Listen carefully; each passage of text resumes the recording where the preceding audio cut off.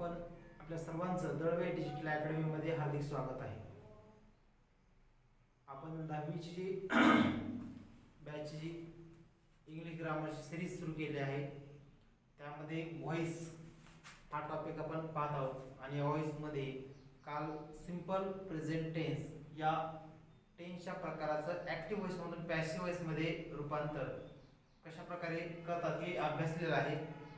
तर आज त्याच्या पुढंच आपण दुसरा जो प्रकार आहे ॲक्टिव्ह व्हॉइसमधून पॅसिव्ह व्हॉइसमध्ये रूपांतर करणे, प्रेझेंट कंटिन्युअस टेन्स या दुसऱ्या उपप्रकाराचं आज आपण ॲक्टिव्ह मधून पॅसिव्ह व्हॉइसमध्ये रूपांतर कशा प्रकारे करतात हे अभ्यासणार आहोत.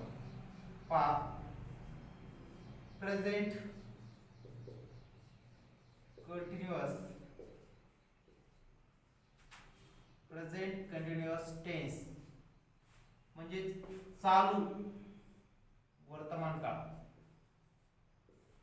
चालू वर्तमान काळ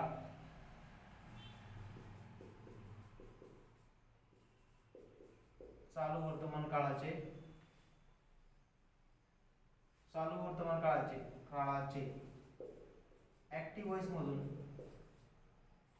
पॅसिव्ह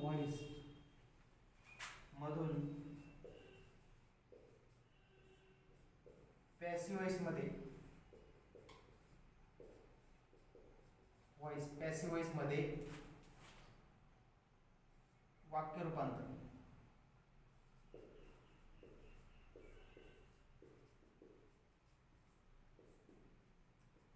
वाक्य प्रेझेंट कंटिन्युअस टेन्सचं वाक्य दिलं आहे तुम्हाला आणि ते जर ऍक्टिव्ह मधून पॅसिव्ह मध्ये करायचंय किंवा पॅसिव्हचं ऍक्टिव्ह करायचंय हे दोन्ही आपण अभ्यासूयात. तर मग यासाठी आपल्याला याच्या अगोदर म्हणजे आपण जो टेन्स शिकलेला आहे त्या टेन्स मध्ये प्रेझेंट कंटिन्युअस टेन्सचा फॉर्म्युला अभ्यासलेला आहे. प्रेझेंट कंटिन्युअस टेन्सचा फॉर्म्युला काय पहा.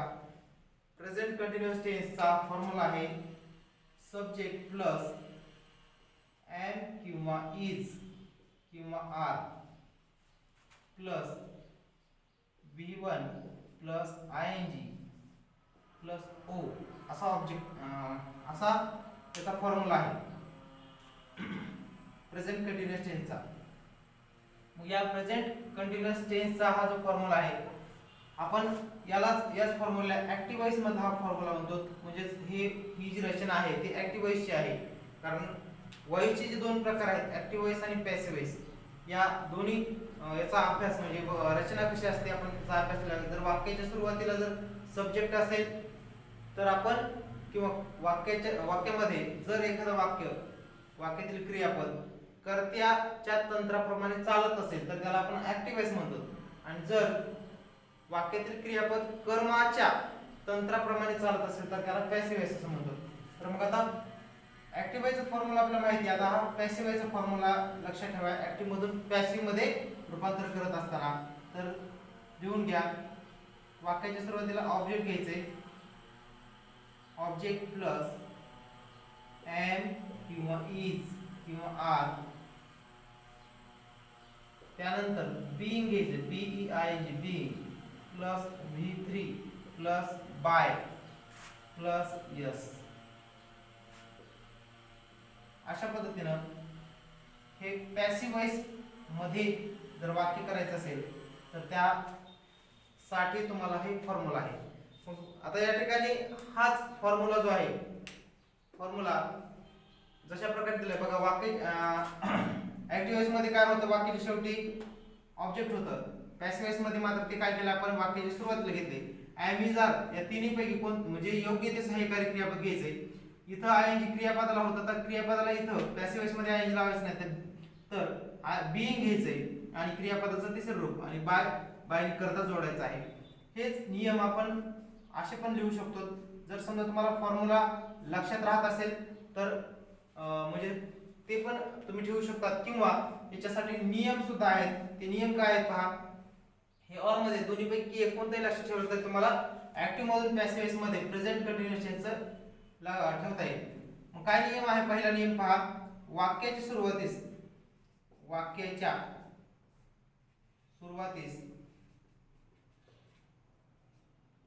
सुरुवातीस कोणत्या वाक्याच्या प्रेझेंट कंटिन्युअस टेन्स दिलेला आहे. त्याच्यात सर्वात अगोदर कर्म ओळखायचं असतं आणि कर्म ओळखायचं कसं हे आपण या अगोदरच्या लेक्चर मध्ये पाहिलं. कर्म ओळखून वाक्याच्या सुरुवातीस घ्यायचे. वाक्याच्या सुरुवातीस कर्म घ्यावे. कर्म म्हणजे ऑब्जेक्ट घ्यावे. त्यानंतर दुसरा नियम काय आहे बघा, एम, इज किंवा आर यापैकी योग्य ते सहाय्यकारी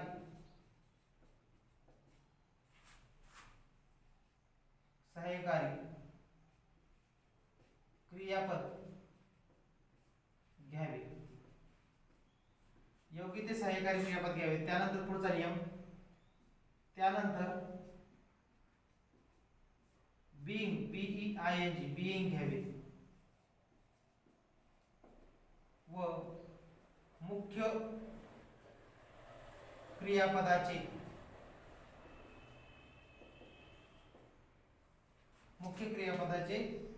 तिसरे रूप म्हणजे पास्ट पार्टिसिपल तिसरे रूप घ्यावे.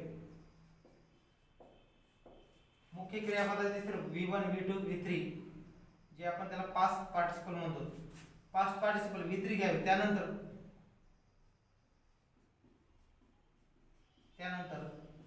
बाय घेऊन वाक्यातील कर्त्याची द्वितीय विभक्ती घ्यावी.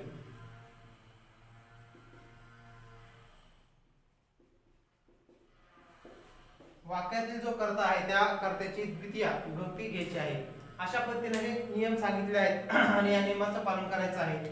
आता एक्झाम्पल पाहूयात आपण. उदाहरणार्थ he is writing a letter असं तुम्हाला सेंटेन्स दिलं असेल आणि या सेंटेन्स तुम्हाला ऍक्टिव्ह वॉइस मधून पॅसिव्ह वॉइस मध्ये रूपांतर करायला सांगितले. हे सेंटेन्स अगोदर कशाचं आहे हे ओळखायचे. आता वरत आपण इथे दिलेला आहे पण एक्झाम मध्ये तुम्हाला मात्र सेंटेन्स कोणत्या टेन्सचं हे दिलं जात नाही. त्यामुळे त्या ठिकाणी काय करायचं, अगोदर सेंटेन्स कोणत्या टेन्स आहे हे ओळखायचं आणि कोणता टेन्स आहे हे ओळखून त्यानुसार त्याच्यामध्ये बदल आपल्याला करायचा असतो. तर मग अगोदर या ठिकाणी तर हे सेंटेन्स जे आहे subject plus am is are पैकी इज आहे, क्रियापदाला आयएनजी लागले आणि ऑब्जेक्ट आहे. हे प्रेझेंट कंटिन्युअस सेंटेन्स आहे हे आपल्याला माहिती आहे. ऍक्टिव्ह वॉइस वाक्य, कारण की वाक्याच्या सुरुवातीला काय आहे सब्जेक्ट आहे, नंतर हेल्पिंग वर्ब आहे, क्रियापद आयएनजी आणि शेवटी ऑब्जेक्ट आहे. मग आता आपला पॅसिव्ह वॉइस करायचं. कसं करायचं, वाक्याच्या सुरुवातीला काय करायचं कर्म घ्यायचे. आता वाक्याच्या सुरुवातीला कर्म घ्यायचं आहे, मग कर्म ओळखायचंय. तर मग त्यातील जे क्रियापद आहे त्या क्रियापदाला प्रश्न विचारू शकतो तुम्ही. व्हॉट इज ही रायटिंग, त्याचा आन्सर येतं a letter. What is he writing, तो काय लिहित आहे तर तो पत्र लिहित आहे. मग पत्र म्हणजे अ लेटर हे कर्म आहे, ऑब्जेक्ट आहे. वाक्याच्या सुरुवातीला घ्या अ लेटर. त्यानंतर काय सांगितलंय, एक तर तुम्ही हा फॉर्म्युला सुद्धा यूज करू शकता किंवा हे नियम. अगोदर फॉर्म्युला वापरूयात. अ लेटर ऑब्जेक्ट घेतलं, त्यात एम इज आर तिन्ही पैकी एक सहाय्यकारी क्रियापद घ्यायचं. इथं एम येईल का, येणार नाही, कारण की लक्षात ठेवा एम हे सहाय्यकारी क्रियापद फक्त आणि फक्त आयच्या नंतरच येतं. आय जर सब्जेक्ट असेल तरच एम येतं. त्यानंतर इज तृतीय पुरुषी कर्ता असेल तर तृतीय पुरुषी एकवचनी कर्ता, त्यानंतर येतं इज. आणि आर हे अनेक वचनी कर्ते जर असतील तर त्यांच्या नंतर येतं. इथं अ लेटर म्हणजे एक पत्र आहे. या ठिकाणी इज येईल का आर येईल, या दोन्ही पैकी पण काय येईल, अ लेटर एकच आहे, अ लेटर म्हटलेलं आहे, त्यामुळे या ठिकाणी इज येईल. मग इज अ लेटर इज इथे आहे ऑलरेडी दिलं इज. त्यानंतर काय सांगितलंय, बीइंग घ्यायला सांगितलेलं आहे. Being a letter is being. V3 क्रियापदाचं तिसरं रूप. आता या ठिकाणी रायटिंग असं दिलंय, त्याच्यात मूळ क्रियापद आहे राईट. राईटचं तिसरं रूप करायचंय, राईट, रोट, रिटर्न. म्हणून राईट या क्रियापदाचं तिसरं रूप होईल रिटर्न. त्यानंतर बायच्या राईट क्रियापदात तिसऱ्या रूपानंतर काय सांगितलं आहे बाय. आणि शेवटी सब्जेक्ट जो आहे त्याची द्वितीय विभक्ती करायची असते. मग हा या ठिकाणी ही हा सब्जेक्ट आहे, ही या कर्त्याची द्वितीय होईल हिम. तर अशा प्रकारे मित्रांनो पहा ऍक्टिव्ह वॉइस मधून पॅसिव्ह वॉइस मध्ये याचं रूपांतर झालेलं आहे. A letter is being written by him. A letter is being written by him. अशा पद्धतीने तुम्हाला वाक्य ऍक्टिव्ह मधून पॅसिव्ह मध्ये ट्रान्सलेट करायचे आणि हेच वाक्य या नियमांचा उपयोग करून सुद्धा आपल्याला करता येतं. पहा वाक्याच्या सुरुवातीला काय घ्यायला सांगितलेलं आहे. वाक्याच्या सुरुवातीला कर्म. कर्म काय आहे ओळखायचं वाक्यातलं. अ लेटर हे कर्म आहे, लेटर घेतलं. त्यानंतर एम इज आर दुसरा नियम. एम इज आर यापैकी योग्य ते सहाय्यकारी क्रियापद घ्यावे. एम इज आर पैकी इज हे या ठिकाणी सहाय्यकारी क्रियापद घेतले दुसरं. त्यानंतर तिसरा नियम काय सांगितलं. त्यानंतर बीइंग घ्यावे. बीइंग घेतलं व मुख्य क्रियापदाचे तिसरं रूप. मुख्य क्रियापद काय होतं राईट. या राईटचं तिसरं रूप रिटर्न तिसरं रूप घेतलं. त्यानंतर शेवटी काय सांगितलं चौथा नियम. त्यानंतर बाय घ्यावे. त्यानंतर बाय घेतलं. वाक्यातील जो कर्ता आहे वाक्याचा कर्ता ही आहे त्या कर्त्याची द्वितीय विभक्ती घ्यावी. द्वितीय विभक्ती घेतली आहे. अशा पद्धतीनं मित्रांनो या नियमाचा उपयोग करू शकतात किंवा फॉर्म्युला यूज करून तुम्ही प्रेझेंट कंटिन्युअस टेन्सचं म्हणजे चालू वर्तमान काळाचं ऍक्टिव्ह वॉइस मधून पॅसिव्ह वॉइस मध्ये रूपांतर करू शकतात. तर अशाच प्रकारचे आणखी काही सेंटेन्स आपण पाहूयात. तर चला पुढे पाहू.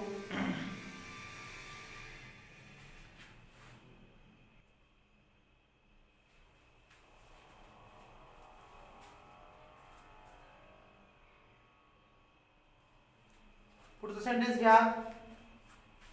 शी is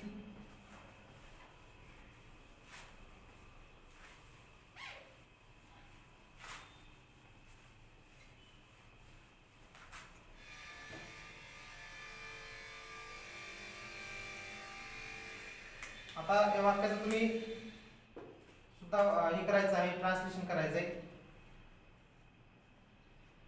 she is singing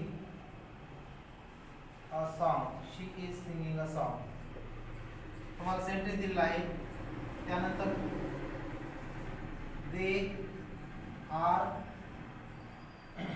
they are watching a TV. They are watching TV. I am eating a mango.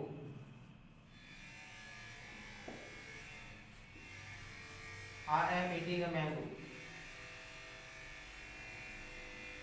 We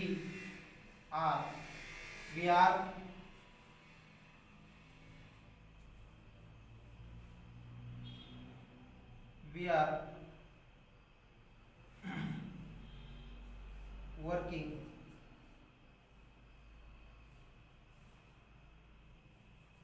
we are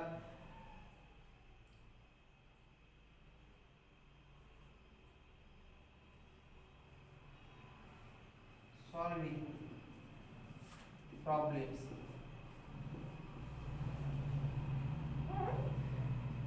We are solving the problem.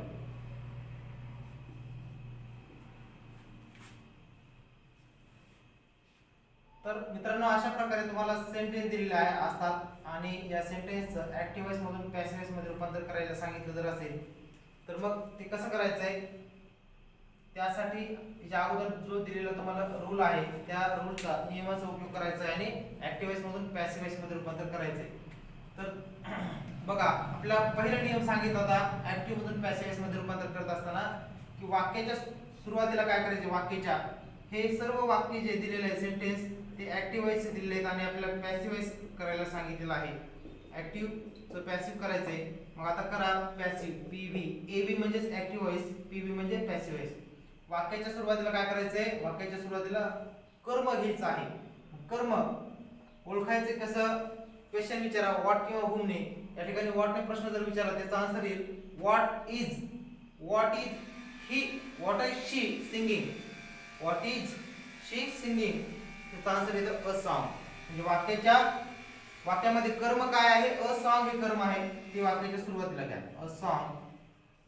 त्यानंतर एम इज आर पैकी योग्य ते सहाय्यकारी क्रियापद घ्यायचं. या ठिकाणी इज येईल. त्यानंतर काय करायचंय बीइंग घ्यायचं आहे. बीईआयएनजी बीइंग.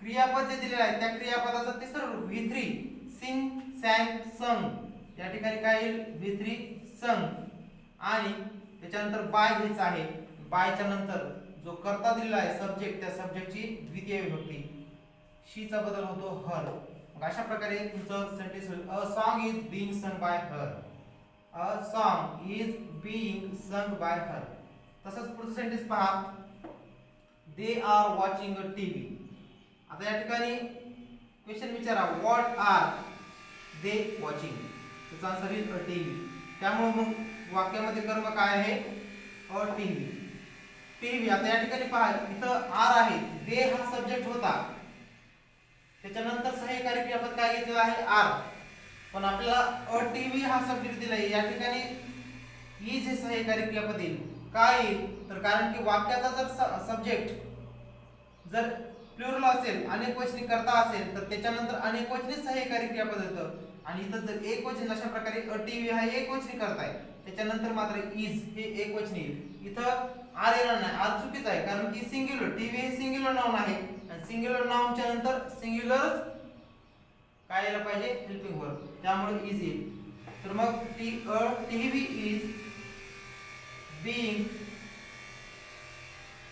वॉच बाय देचा बदल काय होईल दे देचा बदल दे अशा प्रकारे तुम्हाला बदल करायचे आहेत सेंटेन्स त्यानंतर चौथं वाक्य व्हॉट आय एम इटिंग याचा अ मँगो आन्सर आहे म्हणजे मँगो ऑब्जेक्ट आहे मँगो सुरुवातीला घ्या अ मँगो आता इथं सुद्धा बघा ऑब्जेक्ट घेतलेला आहे आपण एम इज आर त्यापैकी काय घ्यायचंय योग्य ते सहाय्यकारी क्रियापद इथं वरच्या वाक्यामध्ये एम आहे म्हणून लगेच इथं एम घ्यायचं नाही तर या ठिकाणी मँगोच्या नंतर एम इज आर यापैकी योग्य काय येईल तर जर मँगोज असतं तर आर आलं असतं मँगो एक सिंगल मँगो आहे त्यामुळे या ठिकाणी इज मँगो इज त्यानंतर बीइंग घ्यायला सांगितलं आहे बीइंग इट या क्रियापदाचं तिसरं रूप इट एट इटर तिसरं रूप काय आहे V3 इटर त्यानंतर बाय आणि आय या कर्त्याची द्वितीय विभक्ती बायचा बदल होईल मी अशा प्रकारे त्याचे बदल तुम्हाला करावे लागतील योग्य ते आणि त्यानुसारच मग हे सेंटेन्स तुमचं योग्य आहे त्यानंतर पुढचा सेंटेन्स बघा we are solving the problems we are solving the problems मग या ठिकाणी या वाक्याचं काय होईल ऍक्टिव्ह मधून पॅसिव्ह वॉइस मध्ये रूपांतर व्हॉट आर वी सॉल्विंग असं जर क्वेश्चन विचारलं आन्सर येतं द प्रॉब्लेम्स मग द प्रॉब्लेम्स हा ऑब्जेक्ट आहे म्हणून वाक्याच्या सुरुवातीला घ्या द प्रॉब्लेम्स प्रॉब्लेम एक असतं सिंगल असतं म्हणजे सिंग्युलर असतं तर इथं इज आलं असतं प्लुरल आहे अनेक वचनिक आहे त्याच्यामुळे अनेक वचनिक करता घ्यायचं या ठिकाणी singular so the problems are being solved या क्रियापदाचं तिसरं रूप V3 solve by V चा बदल काय होतो V चा बदल होतो अस अशा प्रकारे मित्रांनो तुम्हाला जे दिलेले सेंटेन्स आहेत त्या सेंटेन्सचं ऍक्टिव्ह वॉइस मधून पॅसिव्ह वॉइस मध्ये रूपांतर करायचं आहे तर हे सर्व म्हणजे सेंटेन्स करेक्ट आलेले आहेत आणि तुम्हाला अशाच पद्धतीने जर परीक्षेमध्ये या काळात जर वाक्य दिलं तर त्याचा बदल ऍक्टिव्ह मधून पॅसिव्ह वॉइस मध्ये कसा करायचा आहे हे तुमच्या लक्षात आलं पाहिजे तर मला वाटतं की प्रेझेंट कंटिन्युअस टेन्स चालू वर्तमान काळाच्या ऍक्टिव्ह वॉइस मध्ये कसलंही तुम्हाला कोणतंही वाक्य जर दिलं तर ते वाक्य ऍक्टिव्ह मधून पॅसिव्ह वॉइस मध्ये रूपांतर करता येईल तर याच्यानंतर आपण पुढचा प्रकार पाहूयात त्या पुढचा जो प्रकार आहे प्रेझेंट टेन्सचा तिसरा प्रकार प्रेझेंट परफेक्ट टेन्स या प्रेझेंट परफेक्ट टेन्सचं आपण ऍक्टिव्ह वॉइस मधून पॅसिव्ह वॉइस मध्ये रूपांतर कशा प्रकारे करतात हे अभ्यासू चला तिसरा प्रकार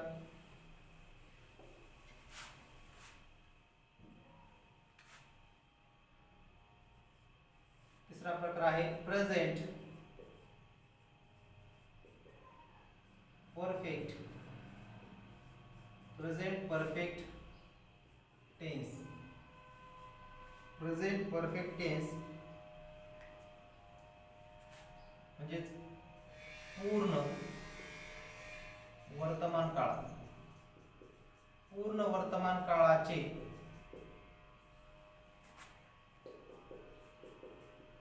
ऍक्टिव्ह व्हॉइस मधून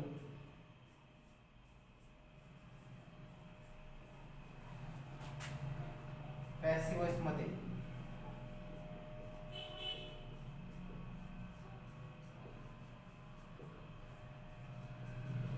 रूपांतर करणे, ऍक्टिव्ह व्हॉइस मधून पॅसिव्ह व्हॉइस मध्ये रूपांतर करणे. तर आता ऍक्टिव्ह व्हॉइस म्हणजे काय, कर्तरी प्रयोग, आणि पॅसिव्ह व्हॉइस म्हणजे कर्मणी प्रयोग, हे आपण अभ्यासलेलं आहेच. तर मग ऍक्टिव्ह व्हॉइस मधून पॅसिव्ह व्हॉइस मध्ये रूपांतर करायचे, तर यासाठी आपल्याला तर पहा मित्रांनो, आपल्याला प्रेझेंट परफेक्ट टेन्स च ऍक्टिव्ह व्हॉइस मधून पॅसिव्ह व्हॉइस मध्ये रूपांतर करायचे. तर मग प्रेझेंट परफेक्ट टेन्सचा फॉर्म्युला काय आहे, तर सब्जेक्ट प्लस हॅव किंवा has plus V3 plus object, हा फॉर्म्युला कशाचा आहे, हा फॉर्म्युला ऍक्टिव्ह व्हॉइसचा आहे, ऍक्टिव्ह व्हॉइस. तर मग असाच फॉर्म्युला जो आता आपल्याला अभ्यासायचा आहे तो म्हणजे पॅसिव्ह व्हॉइसचा. पॅसिव्ह व्हॉइस मध्ये जर रूपांतर करायचं आहे वाक्याचं, तर मग तो फॉर्म्युला काय आहे, तर तो सुद्धा आपण बघूयात. पॅसिव्ह व्हॉइस मध्ये रूपांतर करण्यासाठीचा फॉर्म्युला आहे ऑब्जेक्ट, वाक्याच्या सुरुवातीला ऑब्जेक्ट पाहिजे, हॅव किंवा has plus been plus V3 plus by plus यस. तर अशा प्रकारे हा फॉर्म्युला यूज करून आपण ऍक्टिव्ह व्हॉइस मधून पॅसिव्ह व्हॉइस मध्ये प्रेझेंट परफेक्ट टेन्सचं ट्रान्सलेट करू शकतो, बदल करू शकतो. मग त्यासाठी जर समजा तुम्हाला फॉर्म्युला लक्षात राहत नसेल तर तुम्ही नियम सुद्धा लक्षात ठेवू शकता. त्यासाठी मग नियम काय आहेत, रूल्स, तर ते पण अभ्यासूयात. बघा नियम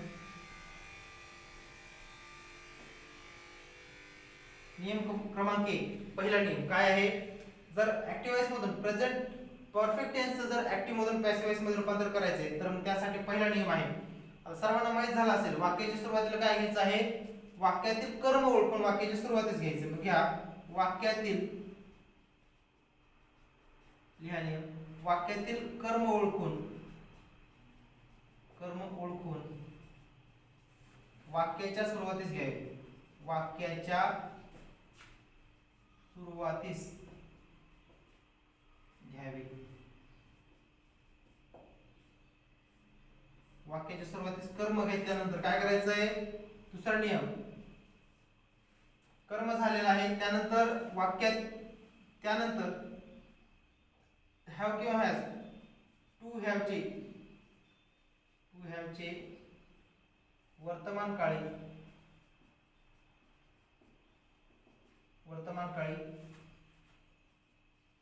हॅव किंवा हॅज हे सहाय्यकारी क्रियापद घ्यावे,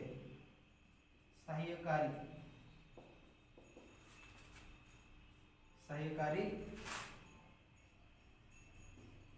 क्रियापद घ्यावे. तिसरा नियम सांगितले बघा, हॅव किंवा हॅज घेतल्यानंतर त्यानंतर बिन घ्यावे, त्यानंतर बिन, बिन घ्यावे व मुख्य क्रियापदाचे मुख्य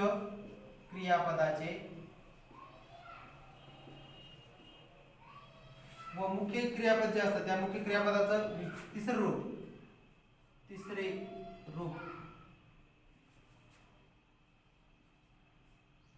रूप म्हणजे पास्ट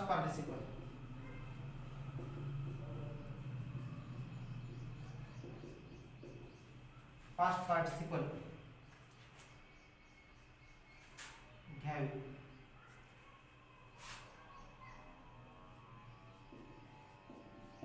चौथा नियम आहे त्यानंतर बाय घ्यावे, घ्यावे व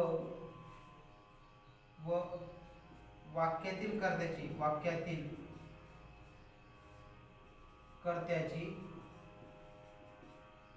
द्वितीय विभक्ती घ्यावी. वाक्यातील कर्त्याची द्वितीय विभक्ती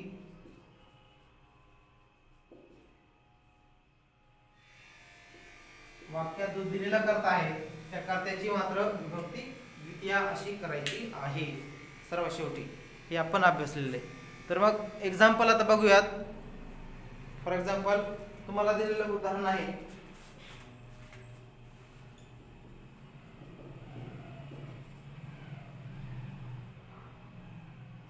he has written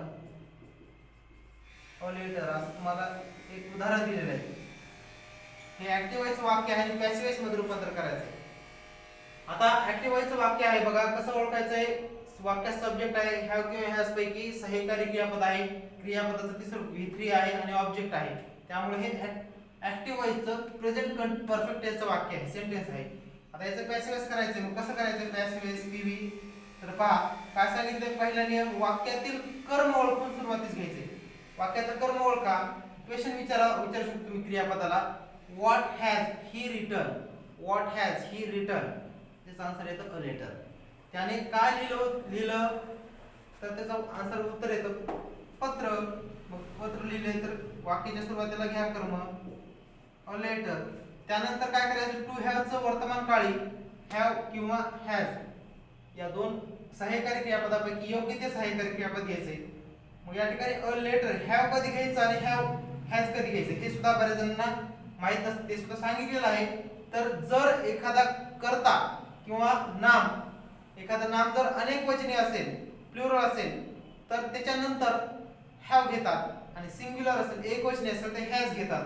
आता अ लेटर आहे एक वचनी आहे सिंग्युलर आहे त्यामुळे या ठिकाणी हॅज येईल. A letter has. त्यानंतर काय सांगितलं बघा हॅव किंवा हॅज नंतर बिन घ्यायला सांगितलेलं आहे BEEN बिन.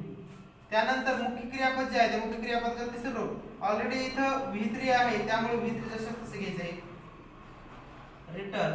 त्यानंतर काय करायचं बाय घ्यायचं आहे आणि शेवटी वाक्यात जो सब्जेक्ट दिलेला आहे त्या सब्जेक्टचा बदल म्हणजे द्वितीय करायची विभक्ती हीचा बदल होईल. तर अशा प्रकारे मित्रांनो बघा आपण म्हणजे हा फॉर्म्युला सुद्धा वापरू शकतो आणि या नियमांच्या आधारे सुद्धा ऍक्टिव्ह व्हॉइस मधून present perfect tense active voice मधून पॅसिव्ह व्हॉइस मध्ये रूपांतर करू शकतो. बघा नियम सर्व हे सुद्धा लागू आहेत का. वाक्यातील कर्म ओळखून वाक्याच्या सुरुवातीस घ्यावे घेतलेला आहे. दुसरा नियम काय होता टू हॅवचे वर्तमान काळी हॅव किंवा हॅज हे सहाय्यकारी क्रियापद घ्यावे. टू हॅवचं वर्तमान काळी हॅव किंवा हॅज पैकी हॅज हे या ठिकाणी योग्य आहे म्हणून हे घेतलेलं येतं. तिसरा नियम होता त्यानंतर बिन घ्यावे. त्यानंतर बिन घेतलेला आहे व मुख्य क्रियापदाचे तिसरे रूप म्हणजे पास्ट पार्टिसिपल घेतलेलं आहे. त्यानंतर काय घ्यायला सांगितलं आहे बाय घेतला आणि वाक्यातील जो कर्ता होता वाक्यातला कर्ता सब्जेक्ट ही होता आणि या हीच काय केलं आहे हीचे कर्त्याची द्वितीय विभक्ती घ्यायची. त्यामुळे कर्त्याची द्वितीय विभक्ती हिम अशी आपण घेतलेली आहे. आणि कर्त्याच्या जे कर्ते आहेत त्यांच्या द्वितीय विभक्ती काय होतात आपण ते सुद्धा अभ्यासलेलं आहे. तर मग अशा प्रकारे ऍक्टिव्ह व्हॉइस मधून पॅसिव्ह व्हॉइस मध्ये रूपांतर प्रेझेंट परफेक्ट टेन्स होतं. तर मग द्वितीय विभक्ती काय आहेत हे सांगितलं डबल एकदा सांगतो. जर आय करता दिला आय हे करता दिला असेल तर त्याचा बदल काय द्वितीय काय होते मी होते. वी असेल तर काय होतं अस. ही असेल तर हर. ही असेल तर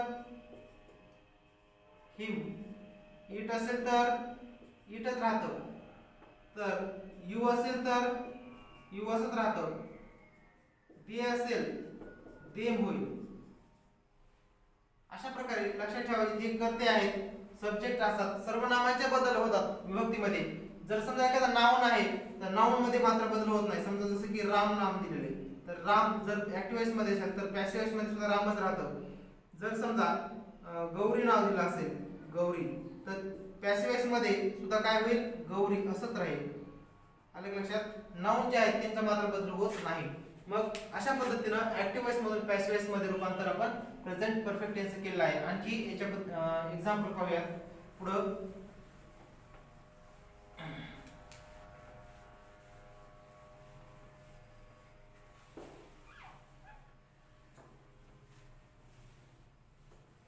लिहूयात आणखी. तर लिहा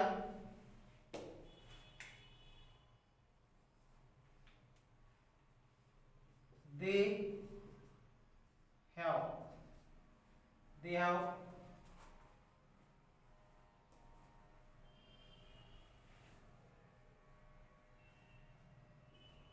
arranged the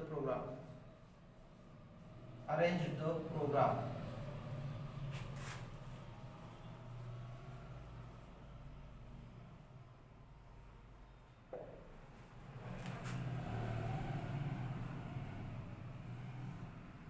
त्यानंतर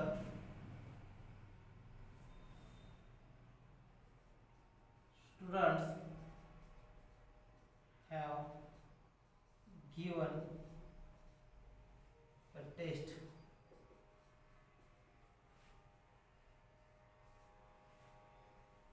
Students have given the test. Saurav has played. Saurav has played a cricket. Saurav has played a cricket. त्यानंतर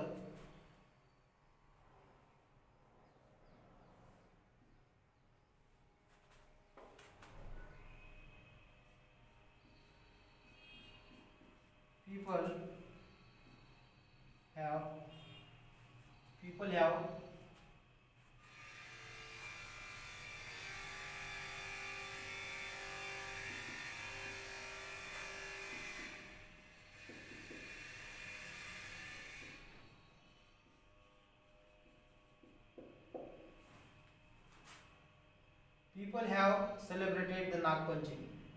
तर अशा प्रकारे तुम्हाला सेंटेन्स दिलेले आहेत आणि त्या सेंटेन्सचं ऍक्टिव्ह वॉइस मधून पॅसिव्ह वॉइस मध्ये रूपांतर करायला सांगितलेलं आहे. तर ते कशा प्रकारे कराल, तर त्यासाठी म्हणजे तुम्ही करू शकता. कमेंट्स मध्ये सुद्धा याचे आन्सर मला तुम्ही पाठवायचे. मी तर सांगणारच आहे तुम्हाला, 1 मिनिटाचा वेळ आहे, करून दाखवते.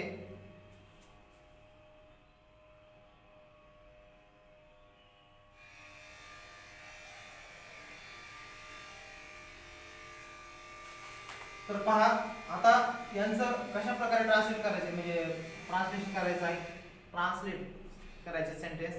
प्रेझेंट परफेक्ट टेन्स जर तुम्हाला वाक्य दिलं आणि ऍक्टिव्ह मधून पॅसिव्ह वॉइस मध्ये रूपांतर करायला सांगितलं आहे, तर फॉर्म्युला जो दिलेला आहे त्या फॉर्म्युल्याचा उपयोग करून आपण करू शकतो. बघा वाक्याच्या सुरुवातीला काय घ्यायला सांगितलंय, ऑब्जेक्ट घ्या, द प्रोग्राम. आता या ठिकाणी एक प्रोग्राम आहे, हॅव घ्यायचंय. ऑब्जेक्ट घेतल्यानंतर हॅव किंवा हॅज पैकी योग्य ते सहाय्यकारी क्रियापद घ्यायला सांगितलं आहे. इथं जर प्रोग्राम्स असतं, प्लुरल असतं, अनेक वचनी असतं, तर इथं हॅव आलं असतं, पण इथं आपल्याला हॅज घ्यावं लागेल कारण एक वचन आहे म्हणून. प्रोग्राम हॅज, त्यानंतर घ्यायचं आहे been, BEEN. Programme has been arranged by, देचा बदल होईल देम, देचा बदल काय होणार, them. Programme has been arranged by them. त्यानंतर पुढचं सेंटेन्स दिलं आहे, students have given the test. The taste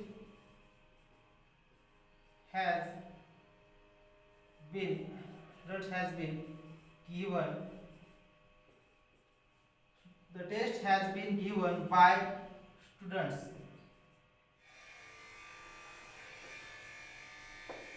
त्यानंतर पुढचा सेंटेन्स आहे, Saurabh has played a cricket. Object सुरुवातीला घ्या, a cricket has been played by Saurabh. आता या ठिकाणी बघा जो सब्जेक्ट होता, वाक्याचा सब्जेक्ट काय आहे, इथं सौरभ आहे. हा जशाला तसा राहिलाय, स्टुडंट्स होतं, स्टुडंट्स जशा तसा राहिला आहे. तसंच मग आता पुढं तुम्हाला जर सेंटेन्स दिलेला आहे त्याचं काय होईल, आता जे सेंटेन्स दिलेलं आहे त्याचं करा.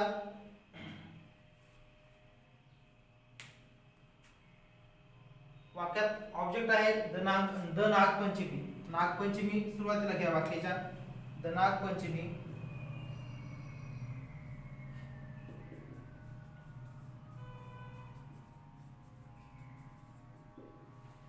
has been celebrated by people.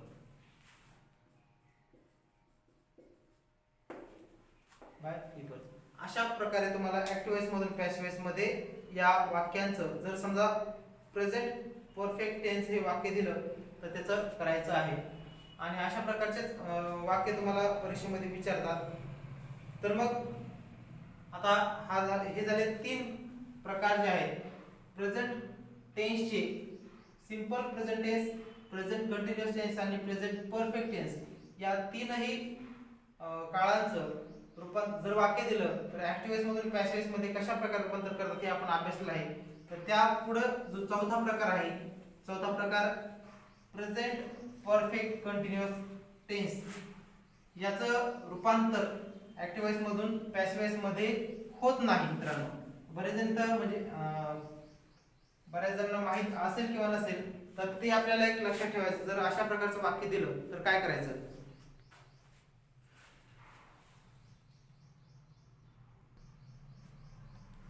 मग आता लिहून ठेवायचं आहे ते की जर अशा प्रकारचं जर वाक्य तुम्हाला दिलं असेल त्याचं जर कोणकोणत्या टेन्सचं होत नाही हे सुद्धा मी तुम्हाला सांगणार आहे.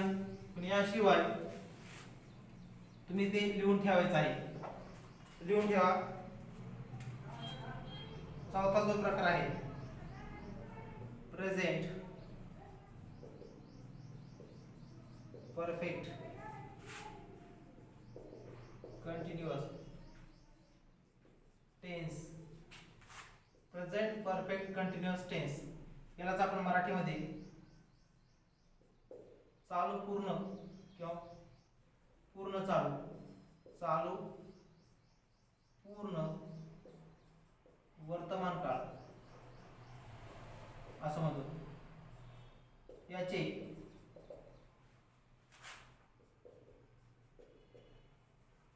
ऍक्टिव्ह वॉइस मधून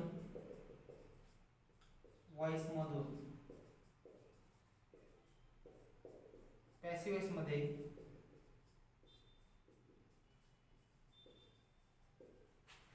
रूपांतर होत नाही.